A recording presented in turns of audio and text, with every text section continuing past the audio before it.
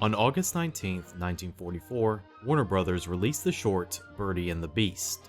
Directed by Bob Clampett, this Merry Melody short was to be a vehicle for the studio's newest animated star, a cute talking fledgling named Tweety Bird. Prototypes of the character had been around since the turn of the decade, but it wasn't until Clampett created the short A Tale of Two Kitties that he would hatch his soon-to-be star. Inspired by a naked baby picture of himself, Clampett originally called this character Orson, both after the filmmaker and after another baby bird character from an earlier short he directed, Wacky Blackout. I want to be a dive bomber. The character was originally to be seen as a generic baby bird. Being diminutive, naked, and homely to the point of adorableness, it was a design that made it humorous that he was constantly besting these much larger adversaries. I like him. He's silly. The humor was also derived from the bird's personality. Using a sped-up version of his Bugs Bunny voice, Mel Blanc gave Tweety a childish speech impediment that struggled with liquid consonants, a treacly character trait that masked an impertinent temperament. Oh, the poor kitty cat. He fought down, go Boom! The short was a success, and helped give Tweety the much sought-after transition from one-off character to reoccurring Looney Tunes player. But if there was one more thing the short Birdie and the Beast would be known for, it was this. It was the last Merry Melody short to ever bear a producer's credit for Leon Schlesinger. Okay, Smokey, roll 'em. And now if you'll all be quiet, we'll start the show. Chapter 1. Once upon a time. Great opening, huh? Who? Disassociated Press? The public has been demanding my life story?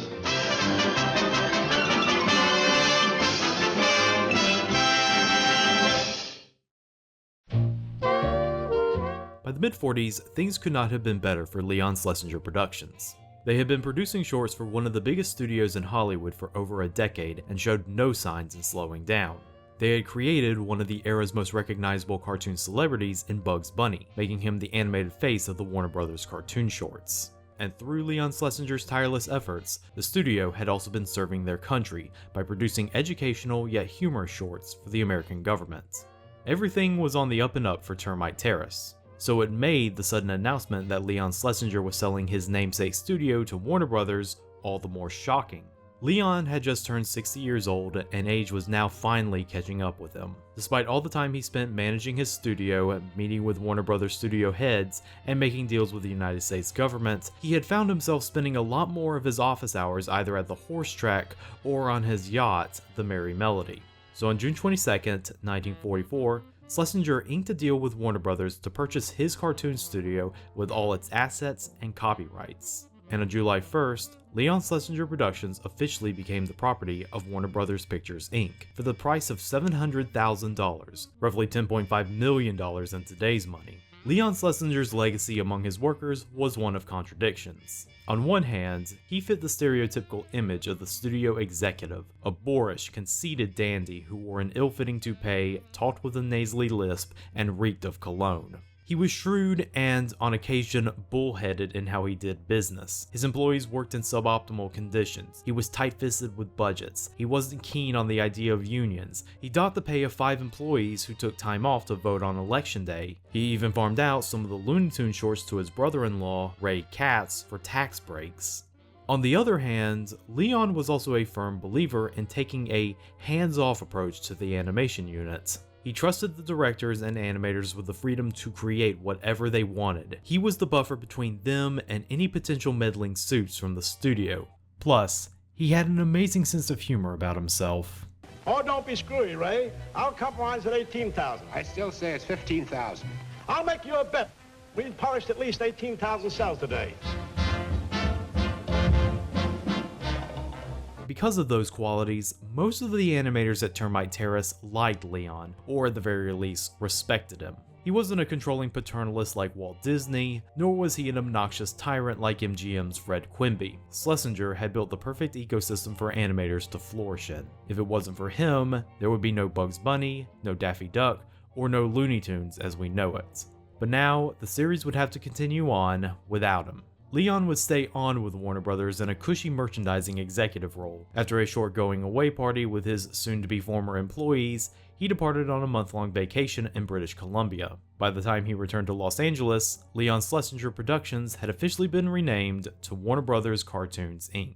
The reins of producing would then be handed over to studio man Eddie Seltzer. A former amateur boxer from New York City, Seltzer had joined Warner Brothers in 1930 to work on Robert Ripley's Believe It or Not series of short films. This would lead him to becoming director of publicity in 1933 and then becoming head of the trailer and title department in 1937. Jack Warner had personally appointed him to be the new leader of the animated shorts division. Like Leon, Eddie Seltzer had zero experience in animation. Unlike Leon, however, Seltzer was far more formal and businesslike in his demeanor. He fit the ideal of the humorless suit to a T. Seltzer also preferred staying out of the spotlight as much as he could. While he gave interviews and did publicity for them, he requested he not receive any on-screen production credit for the shorts. The credit instead just went to the company name from that point onward. But in spite of it all, Seltzer made the important decision in continuing Leon's practice of keeping out of the Termite Terrace's boys' business and letting them create. He wasn't always successful in this regard, as we'll later see, but he did understand that Leon had set a standard almost 15 years ago that had been paying dividends for Warner Brothers, and that was not to be interfered with.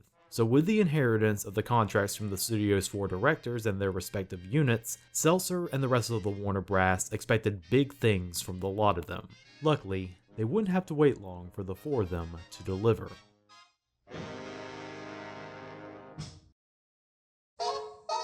The first director of note was Frank Tashlin.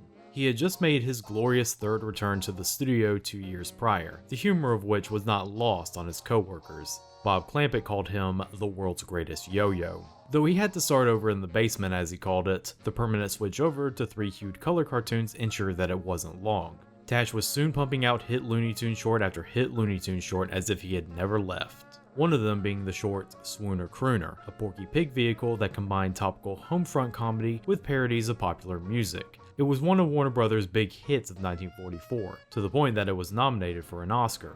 Tashlin, however, did not like working with Porky Pig. In the years he had been doing cartoons, he had grown to find the character too inflexible for his taste. On the contrary, he was really keen in working with Daffy Duck, and developing him into a more rounded character. The shorts had been moving Daffy away from the heckler archetype for a while now, but it was Tashlin who really took it to the next level. Through his direction, he made Daffy a more versatile character by giving him more human qualities. In Tashlin's hands, Daffy could be an angry victim of circumstance, an obnoxious house guest, or a slave to his own libido.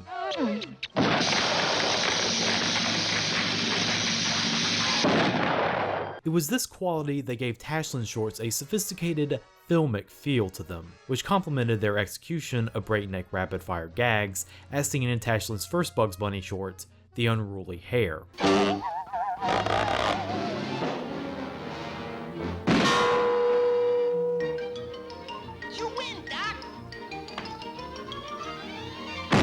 It was a shame that not many more were made because shortly after Schlesinger sold the studio, Tashlin left Termite Terrace in September of that year. This time, however, the yo-yo would not be returning. His final short for Warner Brothers would be his second and only other Bugs Bunny short, Hair Remover. Despite being completed in 1944, it would be held over thanks to the final push of the war effort causing a limit to materials for post-production. This led to the 45 season being only 18 shorts, and Hair Remover would only be released the following year, with Tashlin uncredited. Unlike previous departures, this one did not involve pay disputes or arguments with executives. Tashlin just wanted to move on to newer frontiers. He himself had said that, whenever he was working on one thing, he was always planning to do the thing that came next.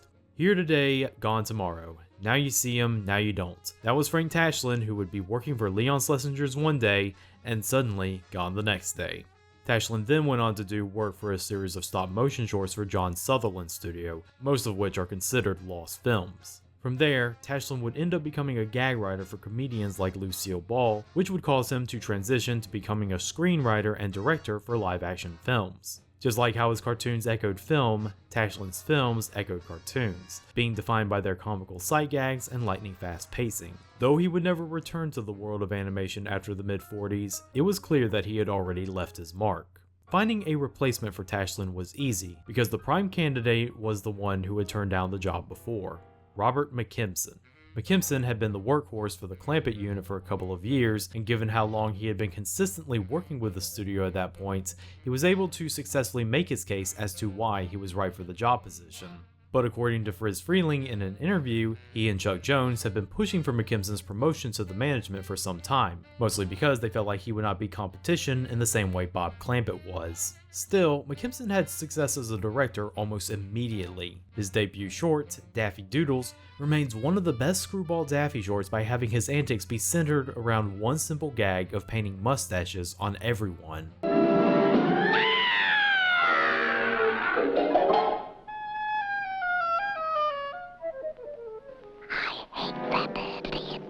But McKimson and his newly inherited unit would really hit gold with the fourth picture they made, the 1946 short, Walkie Talkie Hawkie. The short centers around a chicken hawk named Henry Hawk trying to catch a chicken, but not knowing what a chicken looks like. He had made his debut in a Chuck Jones short 3 years prior. The character who actually debuted in the short would be one of the many new cartoon stars Warner Brothers would introduce in this era. But I've seen a chicken. I say I've seen a chicken around here. Pay attention, Sonny. Somewhere. Chicken?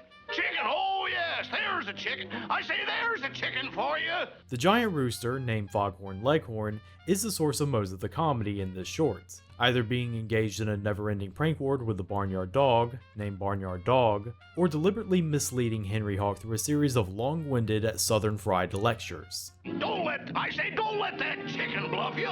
You're a chicken hawk, you know. Go get him, kid. Nice boy, but he doesn't listen to a word you say. The short was a huge hit with audiences, and earned itself an Oscar nomination, necessitating more shorts featuring the rooster. For the character's voice, Blank initially affected a gruffer country fried accent that was based off of a hard-of-hearing sheriff character from the radio show Blue Monday Jamboree. But by the second short featuring the character, Crowing Pains, McKimson and his storyman Warren Foster requested that Blank affect an imitation of the then popular Kenny Delmar character, Senator Claghorn, who was best known for his popular catchphrase, "That's a joke, son." Let's bury the hatch. I say, let's bury the hatchet. But not in anyone's head, boy. Hatchet, head. But that's a joke, boy. You missed it. Went right past you. You gotta keep on your toes. McKimson's style with his shorts was far more controlled and tighter when compared to Clampett or even Freeling. He actually made an effort to keep his animators from over-animating too much and focus more on tighter posing.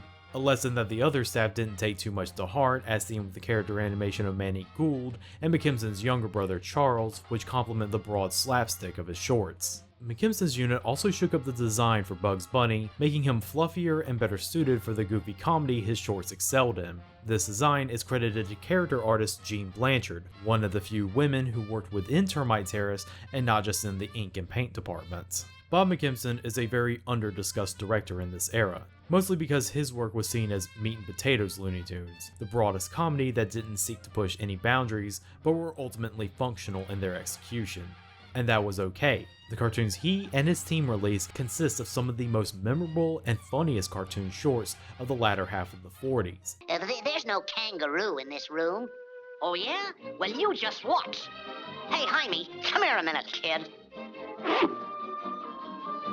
No Jaime, huh? How do you suppose I'm doing this?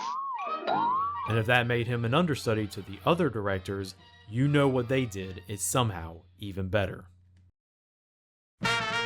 The second director's contract and unit Seltzer inherited was Fris Fleming's. Of the 4 directors, he had been tenured the longest and was considered to be the de facto head of the whole animation department outside of management. For the first half of the 40s, Fleming had been defined by his acclaimed musical-based shorts, but there were also the shorts involving a character Fleming excelled at, Bugs Bunny.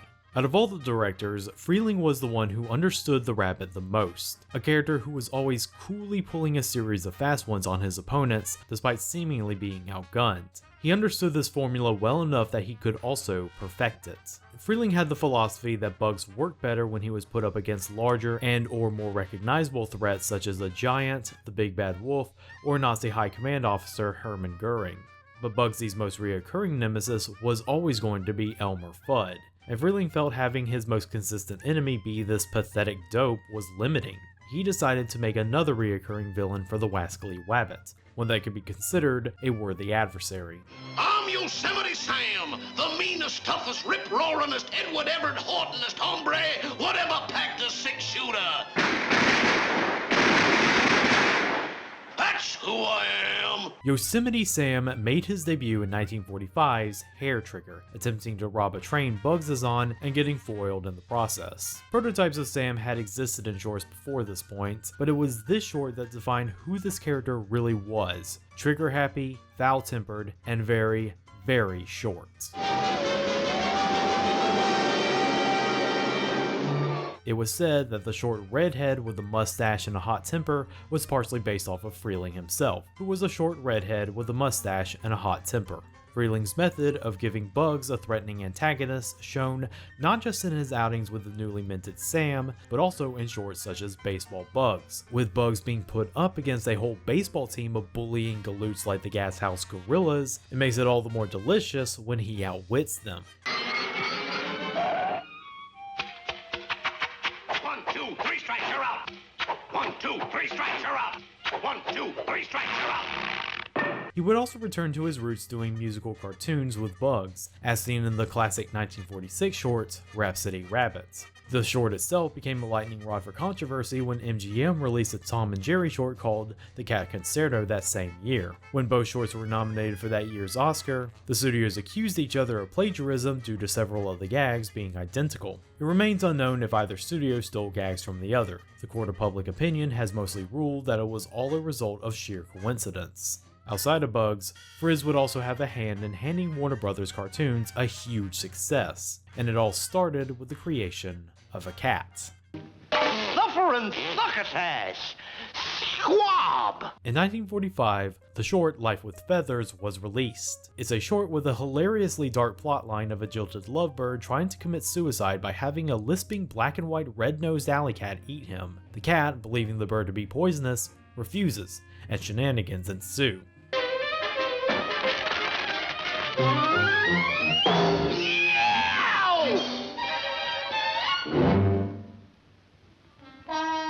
Freeling took an immediate shine to the cat, named Sylvester, and immediately turned him into a reoccurring character. Sylvester made a second appearance that year in the short Peck Up Your Troubles, where he tries and fails to capture a woodpecker. But that short didn't sit right with Freeling. Because the woodpecker actively fought back, he didn't feel like the gags landed as hard as they could, so he turned his attention to an existing bird character. For reasons we'll get into later, the character of Tweety had gone dormant after his third appearance. Since the character was available, Freeling decided that he would be paired up with Sylvester in his next cartoon. However, Eddie Seltzer stepped in and said that the woodpecker character Fris had created was just fine and that he should just use that. In response, Freeling slammed his pencil on Seltzer's desk and angrily shouted that if Eddie knew so much about cartoons, he should just do the work himself. Eddie wisely backed off and let Freeling create. The result was 1947's Tweety Pie, the first ever teaming up between Sylvester and Tweety. Come right over here and kiss the poor little birdie and make up. Come here, Thomas, and kiss the little birdie. Thomas! Right off the bat, people had noticed that Tweety had been radically altered from Clampett's vision. He was drawn to be noticeably smaller, cuter, and more vulnerable. He was also given a coat of yellow feathers, allegedly because the censors thought naked baby birds were indecent. The short, which was originally being developed by Clampett under the title Fat Rat and the Stupid Cat, consists of Sylvester, named Thomas in this short, trying to get at and eat Tweety in his birdcage through increasingly elaborate ways. But in the end, he is always foiled by the bird and gets rewarded by a beating from his owner's broom.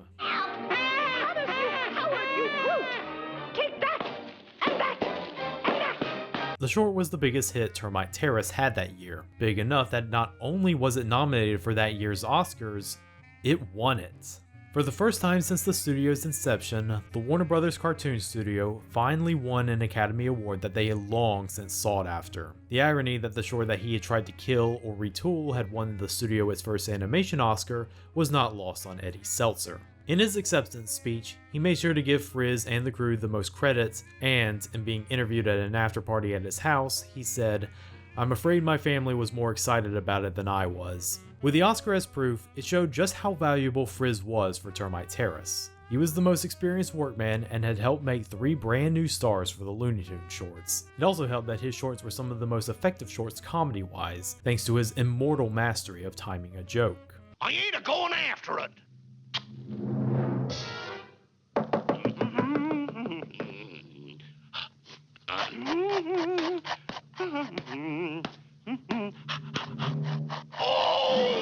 But at the same time, Fleming was also the most cautious of the 4 directors. Even in the beginning, he didn't take the big risk, and that had not changed in the past decade or so. You were not going to see cinematic boarding or crazy expressive animation in a Fris Fleming cartoon, but you didn't need to. Those qualities were best left to the other 2 directors. The third director was Chuck Jones. By this point in his career, Jones had finally figured out what worked and what didn't work in his cartoons. He had retired his character Sniffles after trying and failing to reinvent him as a talkative annoyance, finally closing the door on his days as a Disney imitator. But now that he was settled into the groove of making proper Warner Brothers shorts, he immediately set out to push the envelope further. He didn't just want to make silly cartoon shorts, he wanted to make smarter, wittier, character-driven stories that happened to also be cartoon shorts. He would not be alone in this venture. Right as the war was beginning to wrap up, Jones had found himself a collaborator on a similar wavelength to his, storyman Michael Maltese. A former in-betweener at Fleischer who was fired for trying to move up the hierarchy too fast, Maltese had decided to move to Hollywood and get a job at Schlesinger's in 1937. While still working as an in-betweener, the front office decided that he was better suited for the story department after reading his humorous articles in the studio newspaper.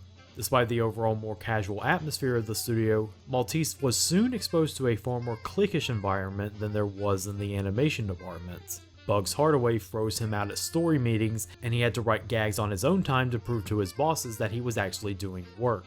It wouldn't be until 1941 where he would write his first solo credited short, Tex Avery's The Haunted Mouse. Maltese spent most of the 40s working with Fris Fleming, but on the occasion where he would get to work with Chuck Jones, both men found themselves able to produce shorts that went beyond just simple slapstick into abstract and occasionally more cynical stories. This is seen in their first collaboration, 1945's Fresh Airedale, a Kafkaesque yarn about a two-faced dog who takes credit for the hard work of other pets and never gets any comeuppance for his duplicitous actions, most of the chagrin of a witnessing cat.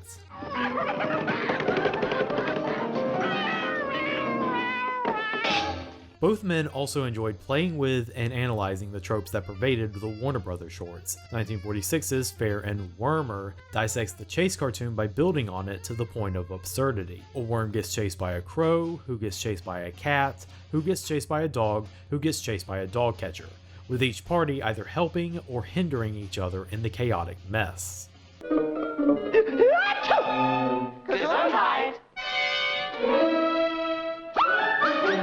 Jones was also beginning to play with the flexibility of characters like Bugs Bunny. Like Fleming, he too wanted Bugs to face off against more credible threats over Elmer Fudd or other Fudd-likes. He preferred Bugs pitting his wits against angrier characters who would often throw the first punch, whether they be a boxer, a department store owner, a southern colonel, or an opera singer. That's the nice fat opera singer.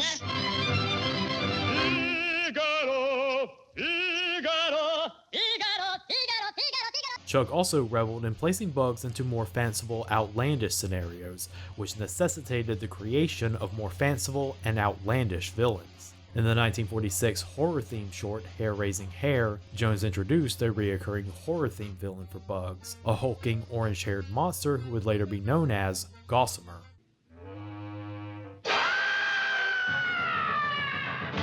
And in the 1948 space-themed short Hair Devil Hair, Jones introduced a space-themed villain for Bugs, a diminutive, nasally voiced Martian who would later be known as Marvin the Martian. What's up, Doc? Oh, Oh, I'm going to blow up the Earth. Yeah? Well, you sure picked a nice day for it. Outside of the Bugs Bunny shorts, Jones had also created more cartoon stars for the Warner Brothers shorts, with characters such as the dysfunctional Three Bears family, the sadistic mice duo Hubie and Birdie, and the forever needy Charlie Dog. But one of the more well-known Looney Tunes characters that Jones created in this period would also be one of its most infamous. Ah, my darling, I love you. Where have I been all your life?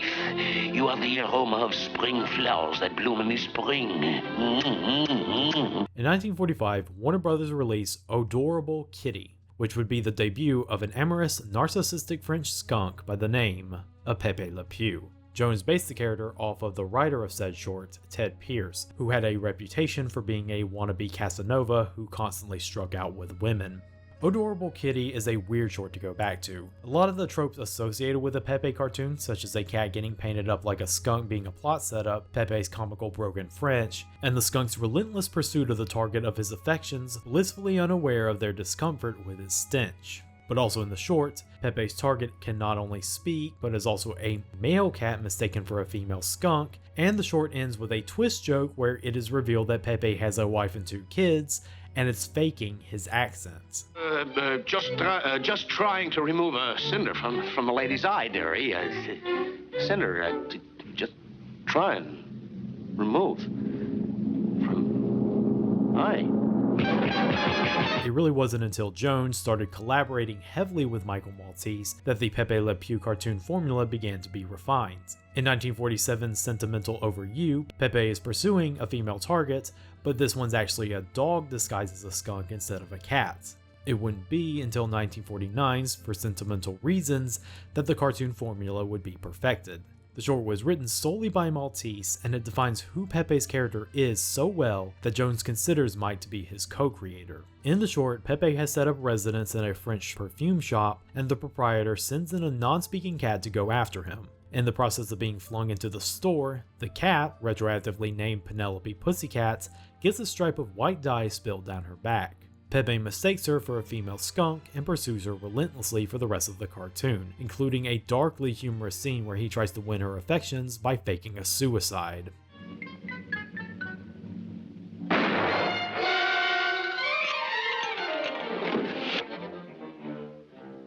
I missed, fortunately for you. But what ultimately makes this short is the ending. When both parties fall off a roof, Penelope falls into a rain bucket that washes off her stripe, while Pepe falls into a paint bucket that masks his scent. Noticing his repugnant scent is no longer there, Penelope becomes instantly smitten with the skunk. She locks him in the store and begins to pursue him, much to Pepe's panic.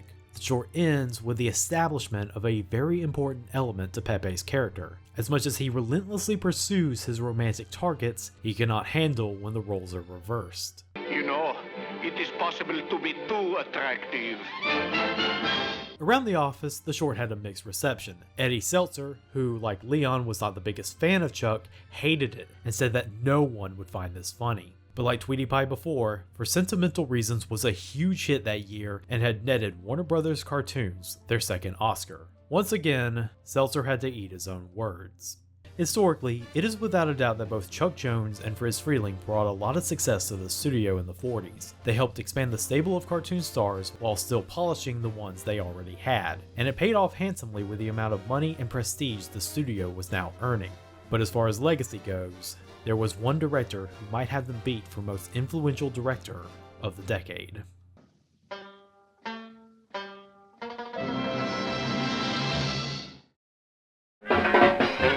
The fourth and final director's contract that Seltzer inherited was Bob Clampett's. By the mid-40s, Clampett and his unit had earned themselves a reputation as the renegades of Termite Terrace. The loose lickety style that he and animator Rod Scribner had established was becoming a calling card. The shorts being produced by his unit were defined by their loose, exaggerated animation that was constantly in motion. And with each passing short, the animation appeared to get wilder, which fit with the equally wild storylines that Clampett liked to do in his shorts. Ladies and gentlemen, I don't actually belong in this picture, but I can't pass up a chance like this! In In 1944, Clampett referenced the seemingly endless chase between Bugs Bunny and Elmer Fudd in the shorts The Old Grey Hair, with the two now ancient bitter enemies engaging in another battle that ends with Elmer seemingly taking out that wascally wabbit for good, only for the end to reveal that it was all part of an elaborate ruse and Bugs Bunny burying Elmer alive in his grave. So long, Methuselah! In 1945, Clampett released the final true war cartoon, Drafty Daffy. A short about Daffy trying to avoid the little man at the draft board, it is a classic chase cartoon that showcases the Lichty style at its finest. But he'll never catch me in a million years. The dope. Well, now, I wouldn't say that. But if there was ever a year that could be considered Clampett's year, it would be 1946. Because that was the year where many of Bob Clampett's most memorable and influential shorts were released. It saw the release of Book Review, a high-energy burlesque of the old characters coming to life in a store after hours premise. It is said that this short killed off that very premise by virtue of being so good that no one could ever top it. Baby Bottleneck, a comical commentary on the then current post-war baby boom, known for the climax where Porky and Daffy get caught up on a baby conveyor belt, and it shows the animation of the Clampett unit at its most rubbery. Kitty Cornered, an anarchic short about Porky's struggle to kick his four cats out of the house, featuring a prototypical Sylvester. Are we men or are we mice? I like cheese. The Great Piggy Bank Robbery, a Daffy Duck short parodying the then popular Dick Tracy comics that is filled with the best exaggerated character animation courtesy of Rod Scribner. Give me Dick Tracy. Hello, Dick Tracy. Yes, Dick Tracy speaking. Well, listen, Duck. Hey! What's the matter with me? I'm Duck Tracy. The Big Snooze, the trippiest Bugs Bunny and Elmer Fudd matchup where the rabbit duels his most classic mark in a nightmare world of his own design. Millions and trillions of rabbits. Where were they all coming from? From me, Doc. I'm multiplying, see? I'm multiplying. All of these shorts are not just classic Clampett shorts, but classic Looney Tunes shorts. They are cartoons at their absolute peak of animation. They permanently cement Bob Clampett's legacy as an animation director, which is interesting considering that by the time all of these shorts were released into theaters, Bob Clampett was no longer employed at Warner Brothers Cartoons. The departure of Bob Clampett from Warner Brothers Cartoons is one of the biggest mysteries and controversies in the history of the golden age of animation, if only because of how sudden it was. The official story was that on May 7th, 1945, Clampett left Termite Terrace because he wanted to take on new challenges outside the Warner Brothers studio system. But more conspiracy-minded folks contend that, because of his radical style of animation direction, Clampett was fired or at the very least forced out of the studio via creative differences. When Leon Schlesinger was still at the studio, Clampett had a reputation for being the producer's golden boy.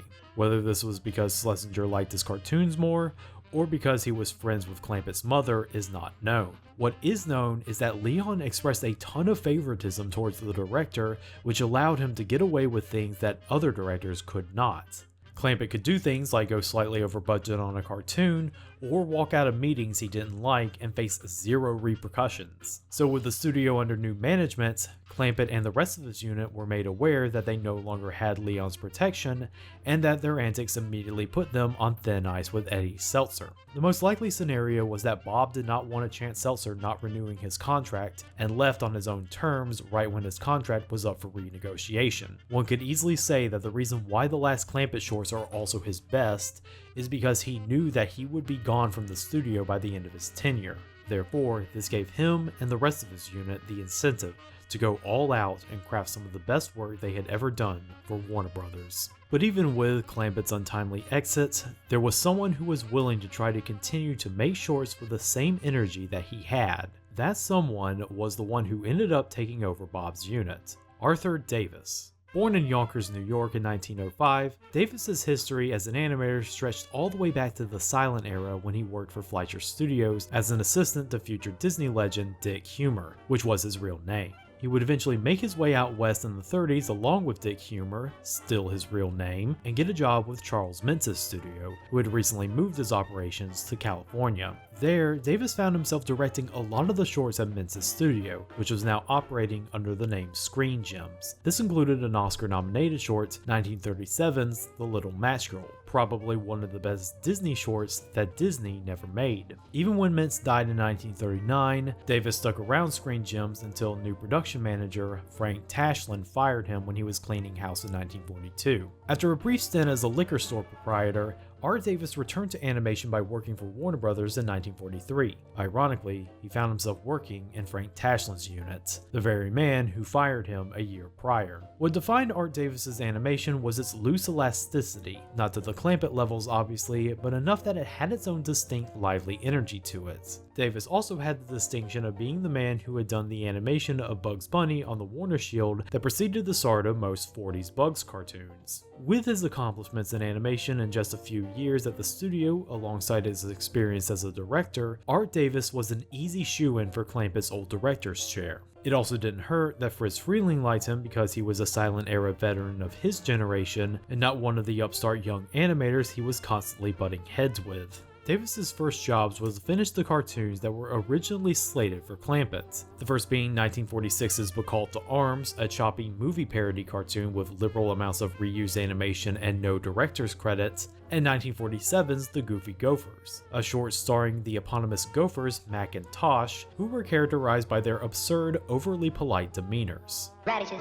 I love them, simply love them. Starch, starch, makes you fat. No, I wouldn't. No, indeed. No, I wouldn't. No, I wouldn't. Look, strawberries. Strawberries. Oh, no. They make you break out in a regular rash, you know. While no one could replicate Bob Clampett's unique brand of cartoon energy, Davis was able to synthesize a different yet approximately similar energy into his own shorts. Art Davis's Looney Tunes shorts are visual treats that not only exhibit wonderful timing in the gags, but also show off very active animation that was made apparent in both animating the physical humor as well as the overall character animation. Egad, what a book! It intrigues me. It is said that this was because Davis was insecure with how he and his storymen wrote cartoons, and, as a result, focused all of his energy into animating the gags. Davis was a strong proponent of making sure every gag was animated smoothly. If a drawing was moving in one direction, you stayed in that direction unless you had purpose for changing it. He also believed that if you drew a funny picture, you had to make sure you could get as much humor out of it as you could.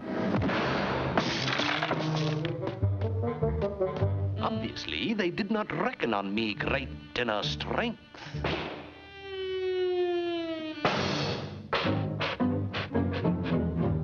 Credit can also be given to him giving his top animators plenty of leeway and freedom in their work, which included ex-Clampett guys like Bill Melendez and ex-Disney and Walter Lantz animator MERRIE Hawkins. Unfortunately, Davis's unit also found themselves gifted with being the designated whipping boy of the studio. Like Tashlin before him, Davis griped about not getting to animate the big stars like Bugs right out of the gate. He would end up only directing one Bugs Bunny short in his tenure, Bowery Bugs.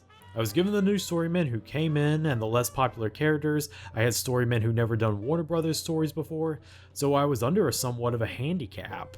Things would get better for Davis when he found himself getting better storymen like Lloyd Turner, Sid Marcus, and Bill Scott, the future voice of Bullwinkle. And the three of them would help him pick up the slack in the story department with smarter gags. You're 4. Oh no, I'm 3. You're 4. You was right, Louie. I'm 4. I found my birth certificate and it says I'm 4.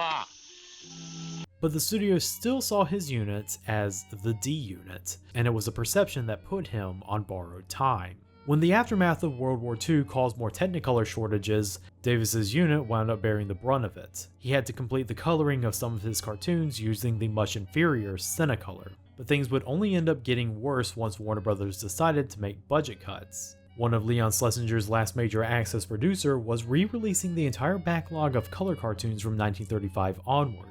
This was due to both the heavy schedule of producing shorts for the United States military and overall cost-cutting measures. The shorts would be repackaged under a new program called the Blue Ribbon Classics, which had a revised title sequence. These sequences would be edited right onto the original negative, causing many of the original title sequences to be cut away and be potentially lost. The Blue Ribbon reissues would be continued after the war, as it meant the studio could cut down on the number of shorts made per season and still make money off of them.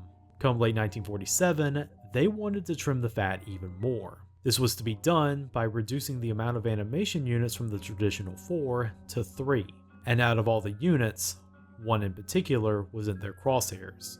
Davis was the director with the least seniority and the unit that bore the brunt of the budget cuts. His cartoons were also not well received by the Warner Brothers brass, and he often found himself in the middle of studio politics. And, no matter who was in charge of it, the 4th unit was affected by a 6-month probationary contract that was made operative after Schlesinger's departure. With the writing on the wall, Arthur Davis's unit was officially shut down in early 1948. Most of Davis's unit would either be laid off or transferred to other units, with Davis himself going to work as an animator for Fris Fleming's unit. The last cartoon Davis's unit had completed, Bye Bye Bluebeard, was released on October 21st, 1949. A Ham and a Roll, a cartoon Davis had started but ended up getting finished by Bob McKimson, would be released on December 31st of that year, the final Warner Brothers cartoon of the 1940s. By the time the 1940s ended, so much had happened that Termite Terrace was practically a different studio than it was when the decade started. The studio had given life to numerous animated stars in just a few short years, whose antics on screen earned the studio fame, fortune, and critical acclaim. But it came at a price. Many architects who made the studio and its stars the household names that they were no longer worked there, and with many such departures, the culture at Termite Terrace had begun to change. It was no longer the wacky, crazy frat house operating out of a complete roach motel in the middle of the Warner Brothers lot. The budgets were growing smaller, and the staff was growing older. They could no longer be the freewheeling animation factory that they had been for the past 2 decades. Animation historians have said that Bob Clampett's departure was the signal that the old era of Termite Terrace had come to an end, and the closure of Art Davis's unit was the final sign that things were going to be different from here on out. Eddie Seltzer had inherited the contracts for 4 directors and their units from Leon Schlesinger back in 1944. In 6 years' time, 2 of those 4 directors had left and were subsequently replaced, and one of those units was completely eliminated altogether. It was 1950 now. World War II had ended 5 years ago, and America was entering a new era. The same applied to the 3 directors for Warner Brothers cartoons. They too were entering a brand new era for their studio. But, out of all 3 of them, only one of them would truly make that decade his own.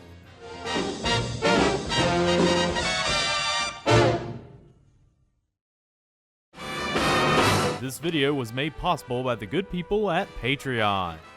If you want to support this mini-series, Kyoto Video, or all other future video projects, then click on the link below and join today.